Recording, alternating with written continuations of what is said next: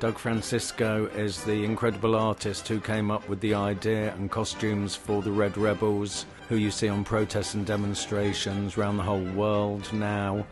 He is also an artist who makes fantastic creations from other people's detritus and waste. He's the ringmaster of the Invisible Circus, a drag artist and one of the key designers of Boomtown and Wake the Tiger.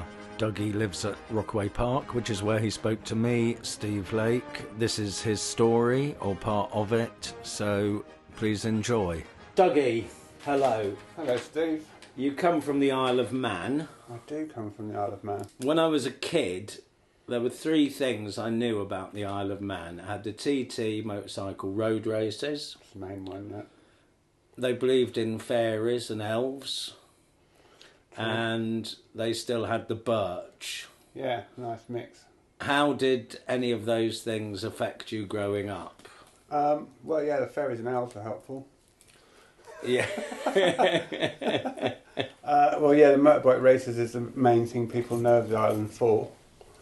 And that was, my dad was into motorbikes, so I had a lot of crazy bikers around the house. And for those 2 weeks of the year, sort of anything goes. You'd have this, like, quite sort of authoritarian regime there the rest of the time. But for bike weeks, it would be like, they'd fill up the prisons basically, then it just all hell would let loose, and there'd be naked bikers wheeling along the prom, and all that kind of riotous biker behaviour basically. So that was a positive little moment when you kind of saw outside of the normal societal structures. And like I said, the fairies are always a good thing. Yeah, it's funny that sort of everyone says hello to the fairies when they go over the ferry bridge. It's a bit of a thing there. I remember hitchhiking. Just had to hitchhike past the ferry bridge into town, and this guy had just got off the airplane, some business guy, and picked me up. And we were driving along. I was like, "Oh, you got to say hello to the fairies." And he was like, "Oh, whatever."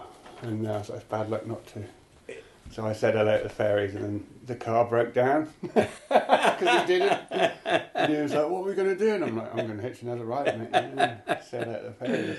And yeah, and the birch was obviously a bit of a thing. I don't think anywhere else, certainly in sort of Western society, was still flogging people at that point in the 70s or whatever. No, I mean, did it happen regularly, or? Yeah, it was a bit of a thing for like violent crime. So it was kind of, it's a very small community, so it's like certain families and it's kind of persecuting sort of poorer families and poorer people in a way. So it's the same sort of people that would come up for it, and all the mothers went to the European Court of Human Rights in the end, who were like, "Yeah, can you guys stop flogging people? It's a bit out of order at this day and age." And you could take 6 months in detention centre, or 6 lashes of the birch. And I was in detention centre myself, and there's a lad in there who'd taken 6 months inside rather than having 6 lashes. Getting back to the kind of more supernatural aspects of it, how does that affect the people? Do they believe in that? Well, yeah, it's a sort of strange thing, I suppose, in many senses, that like everyday people will say hello to the fairies when they go past the ferry bridge. And I guess there's a sort of community of people that are more into that side of things, maybe. And it's got like a lot of Neolithic sites, and like they have like a Tynwald thing, the Tynwald Hill, that's like the local kind of parliament. So it goes back a couple of thousand years of when they've been meeting at this. And it's a man-made hill in St John's near a church, but the original site is like somewhere else in the island, and they reckon that's geographically that's the centre of the United Kingdom. So there's a thing about all the Celtic tribes coming there for meats and all this, and because it's this island in the middle of the Irish Sea, and it's got its own kind of mythology of like Manx gods and goddesses, and its own Gaelic language and culture as well. So it's kind of got this deep mystical past that is probably not touched on by the mainstream so much, but is there. Yeah. Do people go over there to interact with that kind of thing? Yeah, I think there is a bit of there used to be a lot of like tourism, so you'd have this stark contrast between like the summer when it'd all be crazy with loads of like poor tourism, really Irish, and northerners and people from Liverpool, and the bike thing, so it'd be really kind of crazy sort of scene in the summer, and then quite sort of quite desolate weather-wise and bleak in terms of the kind of cultural landscape maybe. Like small communities can be, I suppose, quite like I said, a bit draconian with their laws, and but now you get a lot of like, it's mainly the only tourism is like walking holidays and stuff, so I think you get a bit of that mystical tourism or whatever. On a fine day, there's nowhere better in the world, it's a beautiful sort of, when it's sunny in the heather and the gorse, but the other 364 days a year are a nightmare. So it's like sideways rain, but yeah, you get, the summer months are really, like, it's really beautiful when it's beautiful, but when it's not, it's quite fierce, What were your sort of cultural influences then? Did you have, you knew what was going on everywhere else, presumably? Sort of, it was slightly like a bit sort of behind times. Like the 70s thing, I grew up in the 70s, and there was like, Slade came to play, and there's a bit of that atmosphere, I suppose, there, but it did have a slightly backward feel about it in terms of it being behind everywhere else. So, the 70s happened, and glam rock a little bit, and that was reflected in the tourist industry as well, I suppose. Yeah, internally, there's a weird thing there as well. It was like the sort of, the local culture was always almost a bit frowned on. It's a bit more celebrated these days, but, for me, I suppose, when I was, it's like, it was punk and anarcho-punk that happened that got us to create our own. It was your fault, really, Steve. Yeah. It got us to create our own sort of scene there.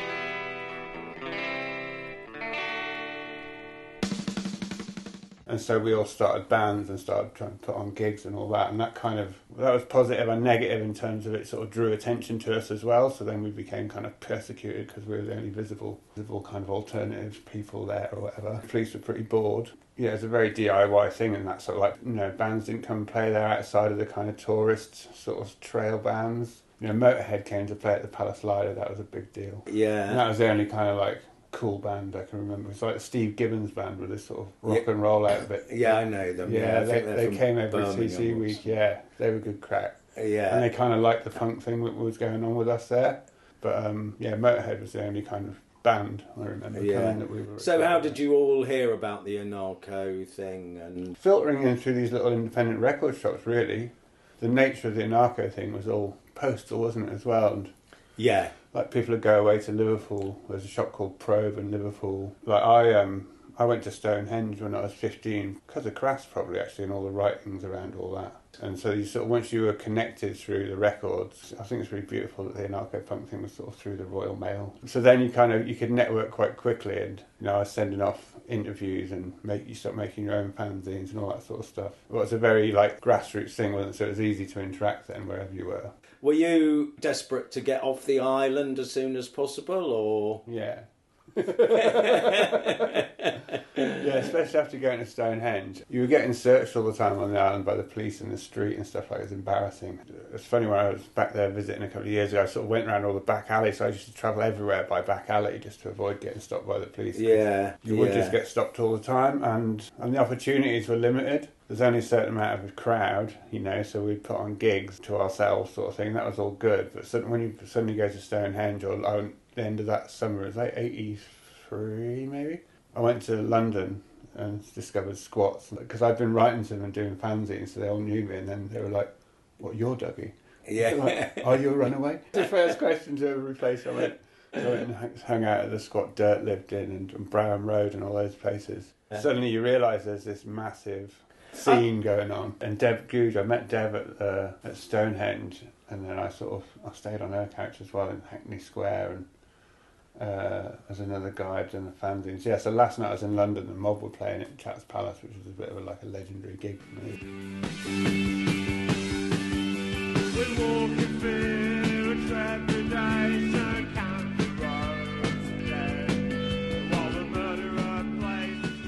There's that thing of just sort of, I guess, on the Isle of Man, it was always like you were looking at it or you're listening to it in your room, and suddenly like being there at a gig, it was all like made it all sort of real. That thing of like feeling like you're part of something bigger and being less targeted. And like with you get fucking beaten up and I remember getting chased by young farmers on the Isle of Man, like 200 young farmers. Yeah.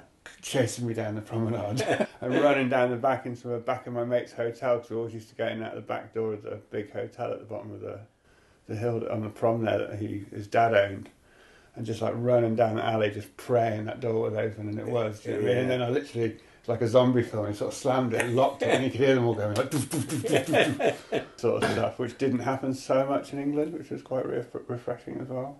I could tell that I was going to go into the prison system on the other band, basically, because it was a matter of time. Like, I got arrested because they found some joint butts and an empty pipe in a flat it was my friend's flat, but I was there and she wasn't, and she'd had a history of mental illness and stuff, and so I didn't want her to kind of get dragged in on it, so I was like, oh yeah, it's mine, you know. So there was no actual dope. I still I got 6 weeks or something in juvenile detention facilities for admitting that I smoked pot when there was no actual pot. Do you know what I mean? So I could see that, and like most people, that's how it was going. They would just end up getting arrested and getting in the judicial system, and then you're kind of trapped. A lot of the friends and the people you were hanging out with, they all left, did they? Or quite a few of that particular generation, like a lot of the people I was in the band with, I left and was like, look, you should get out of it.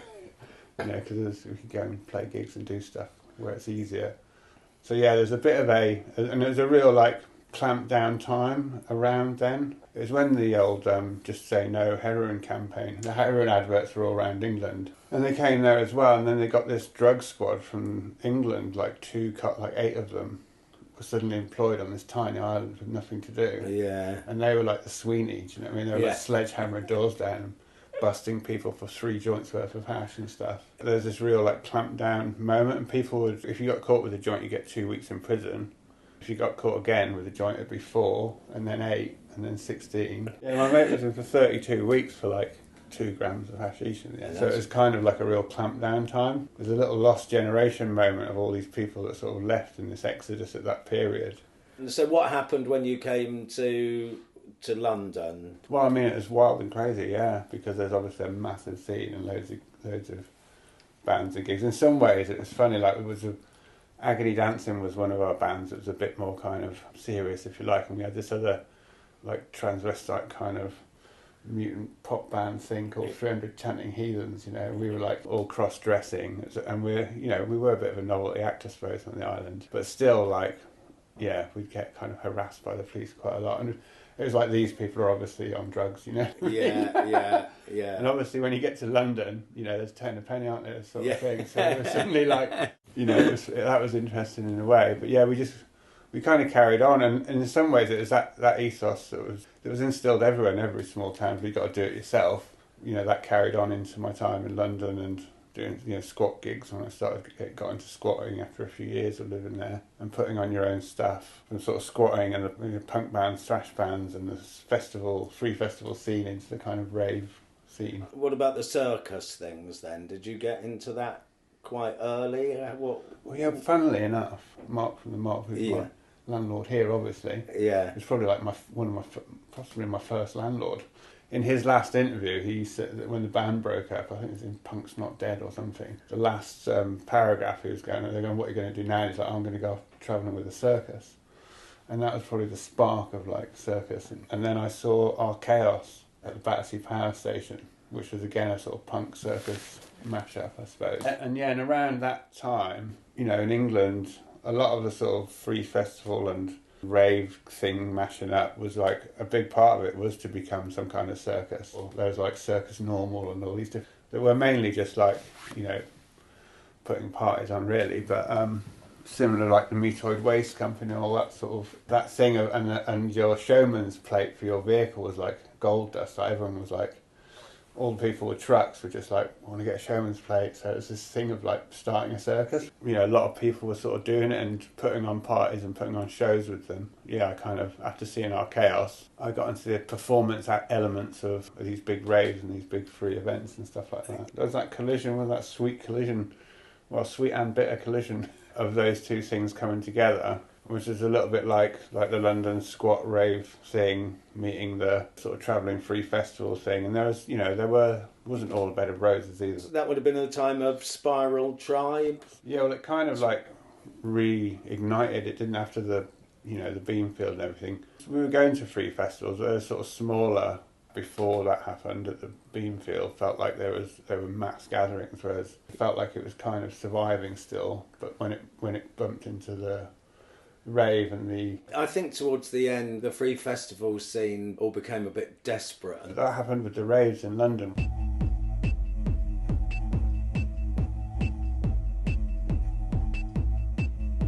when the authorities start to really press down on it, it scares off the fluffier people, the more creative people, and it leaves the more, people that are maybe more socially deprived, or the hardcore who are willing to kind of front that. So you end up with this quite heavy sort of scene, whereas it was like massively positive and fluffy. So I think there's a sort of symptom of that state clampdown thing, which creates that. It kind of beats the positivity out of a situation a little bit, and the drugs and all that kind of stuff. There's a lot of people who have got, problems, what they now refer to as mental health issues or neurodiversity. There's a lot of those people, they've got nowhere to go and gravitate towards those sort of situations. Yeah, similarly with the squats, it is people with problems as well, and that don't fit in elsewhere, and they find a space there, which is like a positive thing as well. But that's, likewise, that's why you end up with a lot of like heroin addiction and these sort of self-medicating and all these sort of issues that are then in this community, and it's quite a mad mix, and it sort of does self-manage to a degree, and those people are like lifted up because there's other, there's people maybe that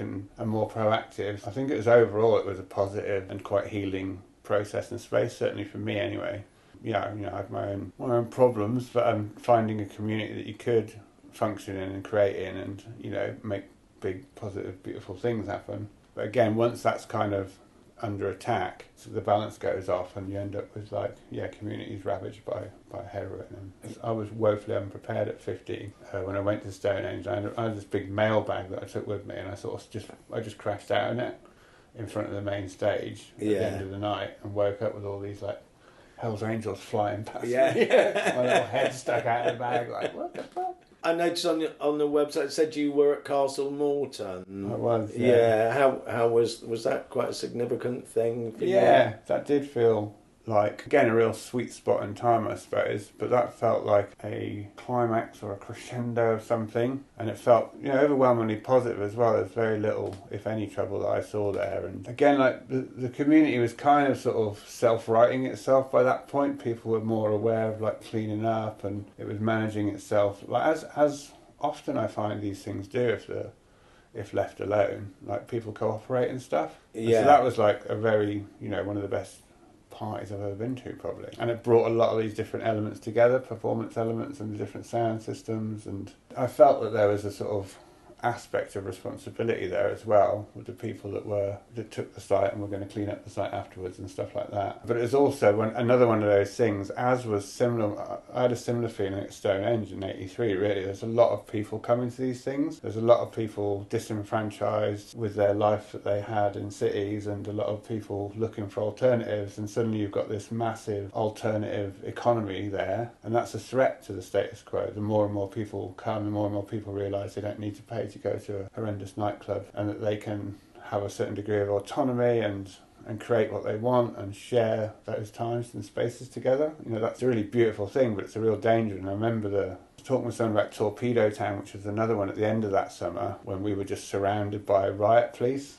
and it was really weird because it was so fluffy inside. But you're like, why is this such a threat? But of course, it was an antidote to the social ills and the sort of oppressive society that we were all part of at the time, and that's a dangerous thing. And the same thing happened after Castle Morton in London. Like there was by the winter, there's horrendous stories of people, people didn't have a party in Hammersmith, and everyone was forced onto their hands and knees, being made to crawl backwards out of this warehouse while the police beat them, stuff like this, and that'll put your general fluffy raver off. It went from this like mass, like we are the people. I remember it happening. We'd put a party on in a big mansion in Notting Hill. The police were at the door, and they're sort of like, you got to open up and talk to us, or if I put the door in and all this. Begrudgingly open the door, and they're like, we're closing this down. We're like, no, you're not. And he's like, who's going to stop us? And we're like, we are. And he's like, what, you and your mate? All the people that were on the stairs behind me had all gone out the back door and legged it. And it was just me and my mate stood there. I was like, okay.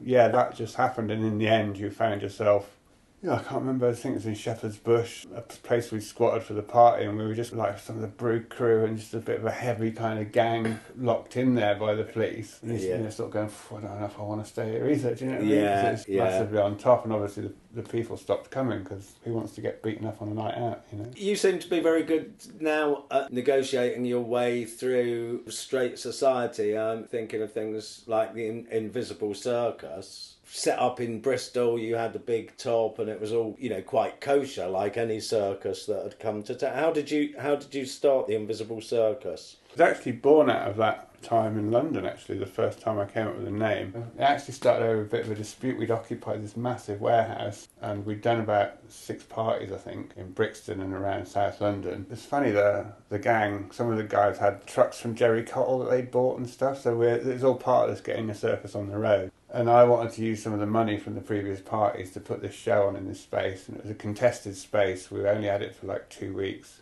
But it was kind of perfect, this massive warehouse with a ring of big spotlights, so it kind of like an industrial big top. And we sort of fell out about it all, and they wouldn't put any of the money down. And we'd been to Avebury, I think, and I had these big lumps of chalk. So I just wrote the Invisible Circus as a bit of a fuck you sort of thing on the floor. And left, and then was like, oh yeah, you know, maybe I could just start doing. I thought about just using projections and stuff, and toyed around with it a bit as a decor plan, like a decor idea for parties. And then I ended up going to Portugal, and sort of unbeknownly became a street performer, and started using the name then as a street sort of theatre stuff. What sort of stuff was that? That was all like mimey, clowny kind of statues and all that sort of, and that was it. The statues especially would just sort of blend into their environment. So someone asked us in some little place what we were called, so I just sort of used that name. I met my co-director Wim there in like 1996, and he was more into the sort of juggling and circus side of stuff, so we started a sort of travelling troupe, really. And that was interesting as well in terms of how it opened. You know, you go to other countries and they're quite like street art and stuff. They're a bit more open to that sort of stuff. So like their festivals, they all come out onto the street. They don't have to sort of fight for it almost, like we were seeming to have to. There's a real difference in that. I remember thinking, you know, we get treated as sort of beggars at home, whereas here they're like, thank you, artists, for coming, you know what I mean? Yeah, you get a bit of respect.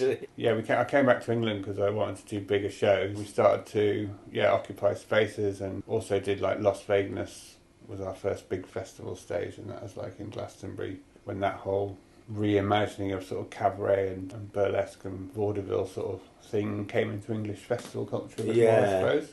That was a bit the vibe of it, really, was like taking back space again. And I did feel a bit indignant that we'd been kind of forced out and criminalised and outlawed when all we were doing was what other countries fund their people to do. You know, like you go to France, and, you know, they fund loads of amazing takeovers and creative things, and people come into the streets and enjoy it. So I kind of had a bit of that attitude about it, I suppose, and we just started occupying spaces and negotiating with the owners. So we did that in London a little bit, and then in Bristol the first space we had was on that kind of a basis. He couldn't really he couldn't have an agreement with us, but off the records he said he'd just not evict us for as long as possible because he thought it was great what we were doing, because the building had been like trashed. You know, people had been scrapping metal out of there and bashing the place up, and we kind of like repaired it and opened it. A woman called Ruth Essex from Bristol City Council Arts team came along.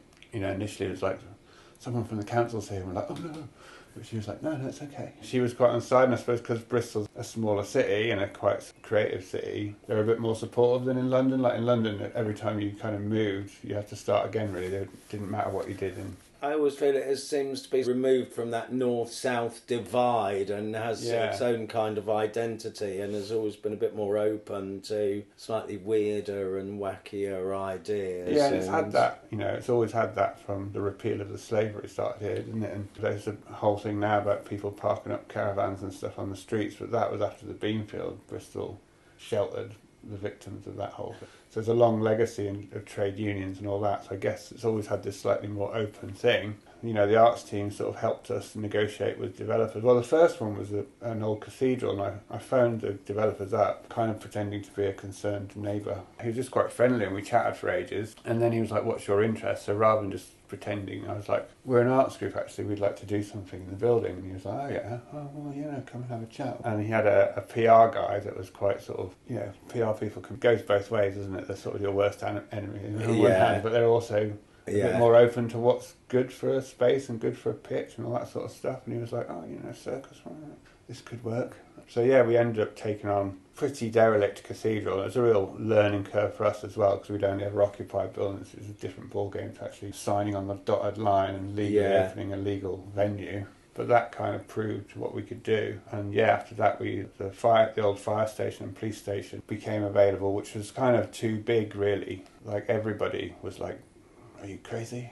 And we were like, yeah, we are. Yeah, so I guess we've always sort of been fighting the corner for culture, really, and to try and open things up, because England's it is very controlled. I think it's why a lot of really potent art and music and stuff has always come from here, is because we're kind of under the heel. Like, we've never had a revolution or anything, and we're not under the heel in terms of other countries like Belarus, or there's a lot of more oppressive places in the world, don't get me wrong, but there's a subtle, fast, sort of friendly fascism that has always permeated this place. There's a weird kind of conservatism in Britain. I was reading as well, there's no plaques or any of the rebellions or anything that's gone on. There's, in other countries they'll have, the people rose up here against such and such, whereas it's a sort of proud part of culture in other places. And it's that polite, brutal, polite. It's the empire thing, I guess, as well. Yeah, nobody wants to rock the boat. We were oppressed first, and if you did rock the boat, you were soon tossed over to the sharks. So the Invisible Circus became quite an established thing, because when I went to it, it had the big top down there in Temple Meads, and it seemed like a very big show. So the council were just letting you use those spaces. Yeah, I mean, it was private developers. That particular project was probably one of the worst for us in a way, because we were totally involved with the council, and it was quite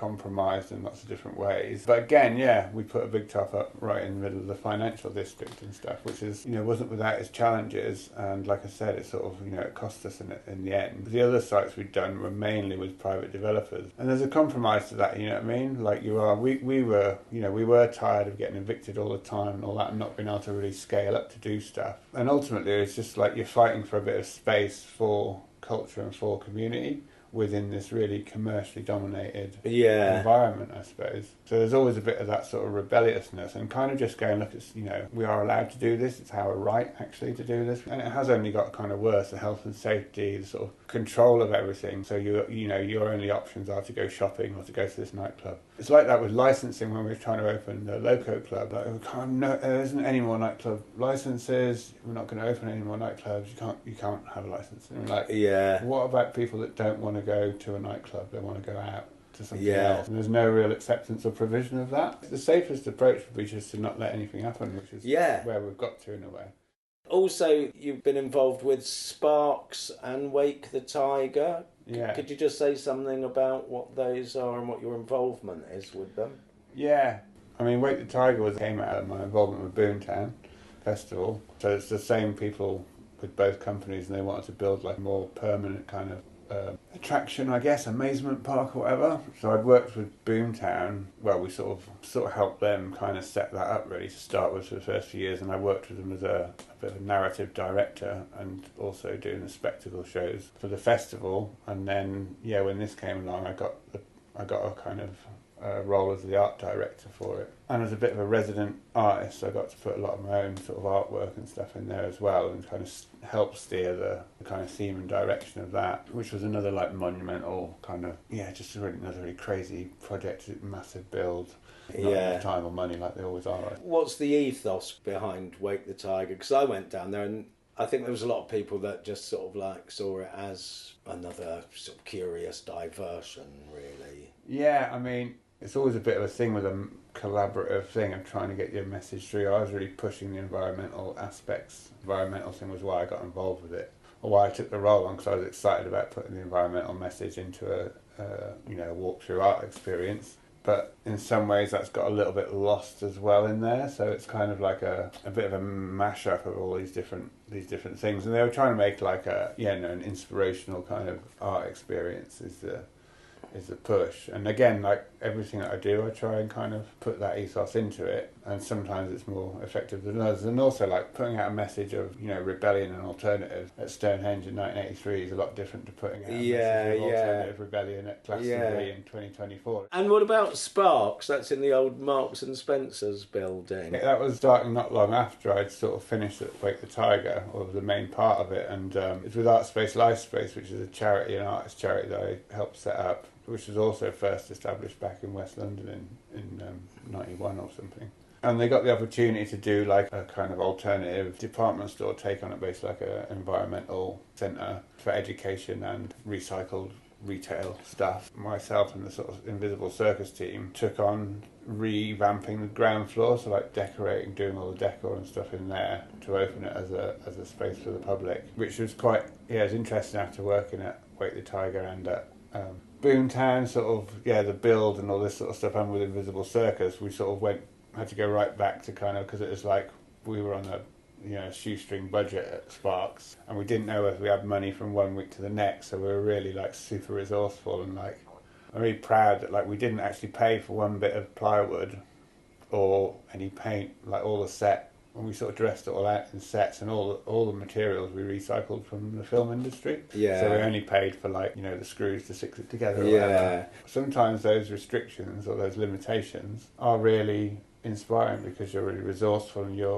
it cuts out, like if you can make anything you want and you've got unlimited resources to do so, it's almost pointless making it. Yeah. Yeah, I mean that's coming back though, isn't it? That handmade stuff. They had a fanzine festival here, and it was massive. Mark was saying we got more in the donations from the fanzine day than we did from most of the gigs. Yeah, they know what it's about, And I think that is coming back through, and people are hungry for that real thing.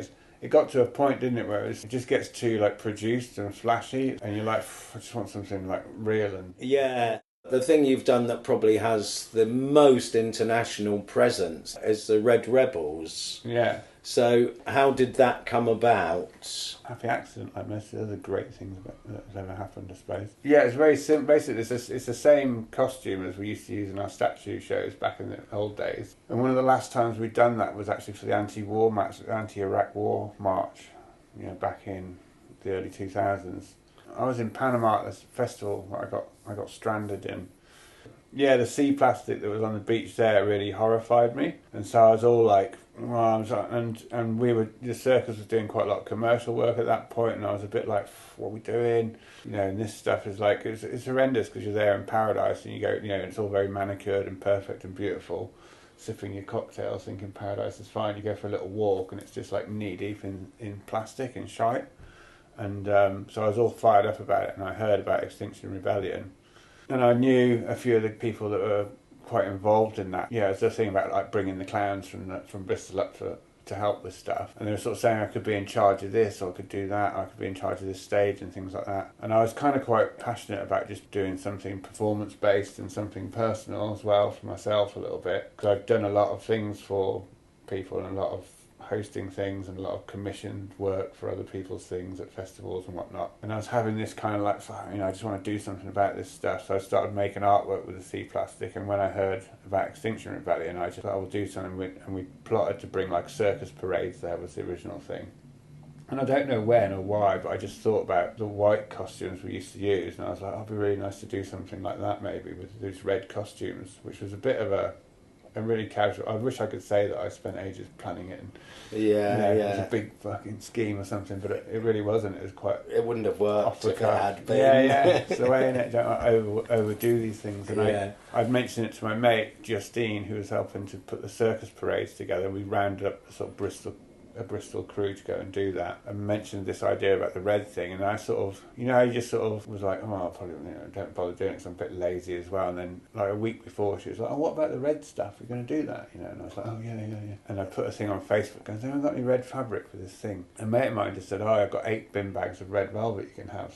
And we did a few charity shots, and when I volunteered, I just kind of made this costume up to see what it looked like, and it looked really cool. So I was like, oh yeah, and the volunteers showed up, so I was like, oh yeah, let's make 10 of these, We did a few variations, but the one that it came down to that's gone global was like quite an easy one to build. Really, it was just I wanted to do something like beautiful and performance-based. They're going, oh, you can host the stage because you're good at talking. And I'm like, and there's so much talking about I sort of feel sometimes, well, especially with social media and the internet, it's like it just gets caught up in all this blah-de-blah, talky, people disagreeing about what's what, and it's this contentious issue. Like, it's not contentious. Like, we are killing the world. You know what I mean? There's nothing much else to talk about. I haven't got much else to say as it goes.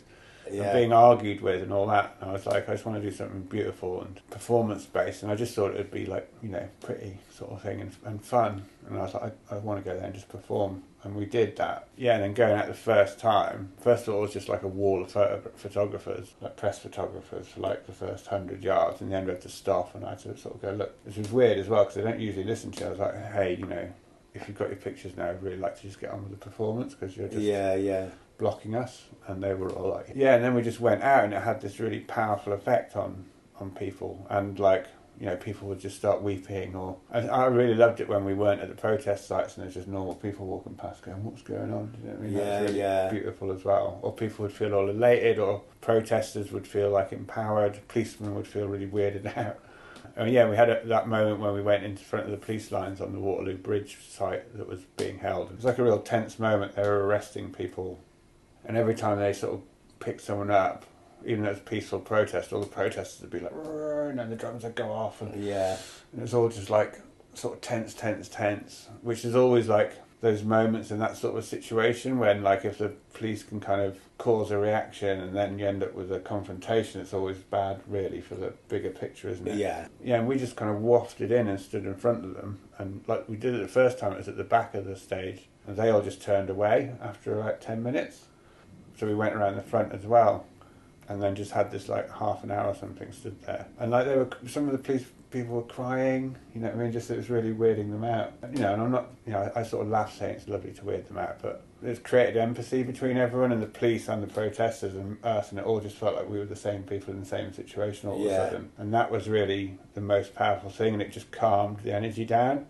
And once you've got rid of that like us and them rah, you're just like, this is really sad actually, like all of us and potentially all your kids are going to be left with this, if they're lucky, be left with this horrible situation. But suddenly that was the de-escalation of it, I suppose.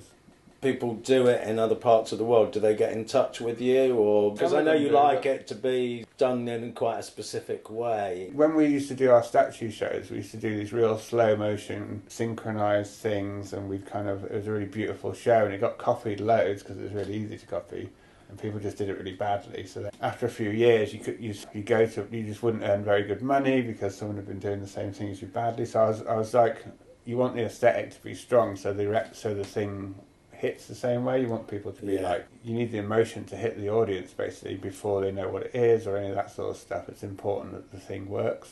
A girl from Finland, I think, said, "Oh, could I take my costume home with me, maybe? Because I'd quite like to do it there." And we were like, "Oh yeah."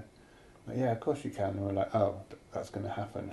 We rushed out a couple of how-to videos. So those things like how to make the costume and how to stay in the zone with it, so it has that impact. That just then sort of spread exponentially. Now, still, I can't remember the last group. Argentina, I just found there's a group doing it in Argentina. There's people all over the place. And they don't all get in touch with me, but you sort of see them pop up on the web, on the Facebook. You know, you get a few people go and get a job and all that, but mostly people are just like hit with it and they're kind of like, they feel it. I suppose it was like good for me because I was a bit like just frustrated with everything and frustrated with the commercial side of what festivals have become, and was a bit like, look, you know, this is what I care about, especially having stood in the state of paradise and stuff. So I was just wanting to make this like, not quite a parting shot, but I've sort of withdrawn from a lot of stuff. I not have great health and stuff, problems with my lungs and that. So it was kind of a bit of a full stop to things. And I was like, actually, I'm not going to do things that aren't aligned with this cause, really. I'm not going to do meaningless things anymore, or just do things that are compromised by their, you know, like that's. I got to that way with festivals, like preaching revolution and the alternative, and they're just like a massive money machine. And also that health and safety thing as well. It used to be we were bringing people into our world for like an intimate, life-changing experience, and now we're kind of like, it's like being in the zoo where they're sort of looking at us and we're not necessarily connecting, you know. Everything does change, and there's an element of a more mainstream audience is getting exposed to something alternative, but obviously the potency of that alternativeness is a little bit diluted, but then previously perhaps only alternative people were going to these things, so there's like some kind of payoff or balance out with those things, I think. But yeah, ultimately, and it happens with lots of things, it seems it's a natural progression of especially things that are popular. They get kind of, well, punk was a great example. Anarcho-punk stood its ground well in many ways, but then the style of that, and even that kind of thing happens. It's what happens, because the happiness machine, I used to call it after that documentary, that because we made a show called that because there's an amazing documentary, 4-part documentary by a guy whose name I can't remember. One of them's called The Happiness Machine, and it's about that, the co-opting of this sort of subcultural thing and revolution being a sell. And once they realise that, like teenage rebellion, that's the time to sell those kids those T-shirts. Is there anything else, Dougie, you want to say? I notice you do your own podcast, and you've got one about your experience in Panama, was it? Yeah, well, it's a bit of a slow. I'm not very good at getting them out. I think number 6 is out soon, but it's the festival at the end of the world, I called it, because we're sort of probably going to segue into a bit of festival culture and a bit of the old archive of that journey. So yeah, people could check that out. Okay, that's it for now for Doug Francisco. Please check out his podcast, his website, and the other things that will be linked in the description below. And it's bye-bye for now from Rockaway podcast, The Sound of Unrest.